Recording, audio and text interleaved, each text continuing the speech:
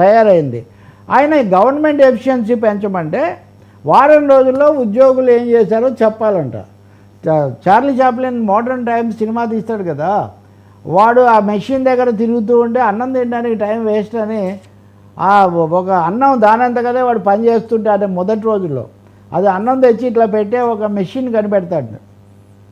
అది పెడుతూనే ఉంటుంది. ఆ మెషిన్ పాడైపోయింది, అది ఆగలేదు, వాడు తిరుగుతున్నాడు, చివరికి దాంట్లో పడ్డాడు. ఇదంతా కూడా అంటే అసలు అన్నం తినడానికి అరగంట పడుతుందా, బయటికి పోవడానికి ఎంత పడుతుందా, ఈ పద్ధతిలో మాట్లాడి 96 గంటలు పనిచేయాలని మొన్న మహేంద్ర మన దగ్గర చెప్పడం కూడా మనం చూసాము. మెటా కంపెనీ ఆర్టిఫిషియల్ ఇంటెలిజెన్స్ వచ్చింది కాబట్టి 4000 మందిని ఒకటేసారి అంటే ఉద్యోగులు వదిలించుకోవడానికి ప్రభుత్వ ప్రైవేట్ సంస్థలు భారీ ఎత్తున ప్రయత్నం చేస్తున్నాయి.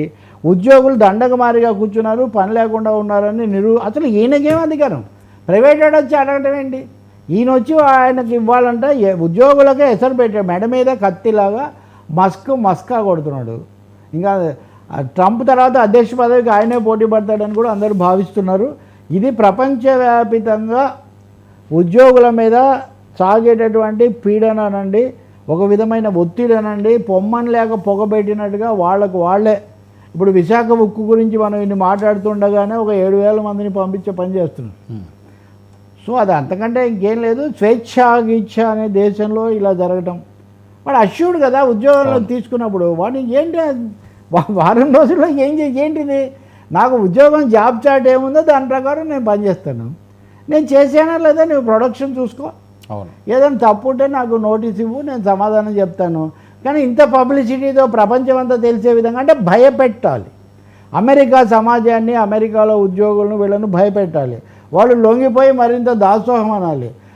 భారతీయులు ఎవరో కాస్త వచ్చి వెళ్ళి పని చేస్తున్న వాళ్ళు ఉంటే, సార్ మేము ఇంకో 18 గంటలు కూడా పనిచేస్తాం సార్, మీరు మమ్మల్ని తీసేయకండి సార్ అని అడగాలి.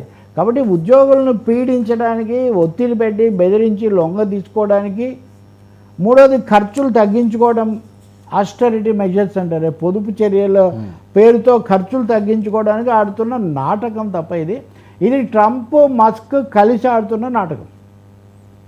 దీనికి బలవుతున్న వాళ్ళలో భారతీయులు కూడా ఉండటం మనకు దురదృష్టకరం. దాని గురించి మాట్లాడగలిగిన పరిస్థితుల్లో కూడా మన దేశం లేకుండా పోయింది. బహుశా ఇక ముందు అన్నా కానీ మాట్లాడతారని మనం ఆశించాలి. నాకు తెలుసు, చాలామంది వ్యక్తిగతంగా కూడా తెలుసు, కొంతమంది బంధువులు కూడా ఉన్నారు, వాళ్ళు అమెరికా ప్రభుత్వ సర్వీసుల్లో కూడా పనిచేస్తున్నారు.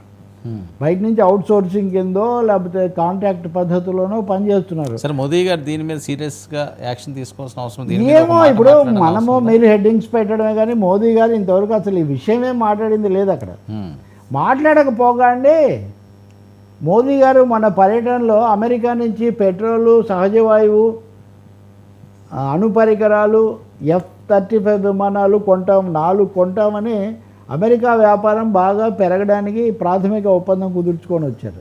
దీంట్లో ఒక్కొక్కటి ఒక ప్రమాదకరమైన విషయం వర్మ. పెట్రోలు, సహజ వాయువు మనకు రష్యా చాలా చౌకగా ఇస్తుంది. ఇప్పుడు ఉక్రెయిన్ యుద్ధం వచ్చిన తర్వాత ఇంకా చౌకగా ఇస్తుంది. మనం చౌకగా వచ్చే దగ్గర కూడా మనకు చౌకగా వచ్చే రష్యా పెట్రోలు అది వదులుకొని మనం అమెరికా నుంచి ఎక్కువ డబ్బుకు దూరం నుంచి తెచ్చుకోవాలి. F-35 విమానాలు, మన డిఫెన్స్ సిస్టమ్ 35 విమానాలకు అనుకూలంగా లేదు, కానీ వాడి అమ్ముకోవాలి కాబట్టి మనం కొనాలి. న్యూక్లియర్ రియాక్టర్స్ మనం తెచ్చుకోవాలి, కానీ ఇప్పుడు ఉదాహరణకు శ్రీశైలం టనల్లో ప్రమాదం జరిగితే ఎంత ఆందోళన చెందుతున్నాం మనం. ఇక రేపు ఒక అణు ప్రమాదం జరిగితే ఇంకెట్లా ఉంటుంది? దానికి వాడిది ఏం బాధ్యత ఉండదు. Liability clause says that supplier is not responsible, purchaser is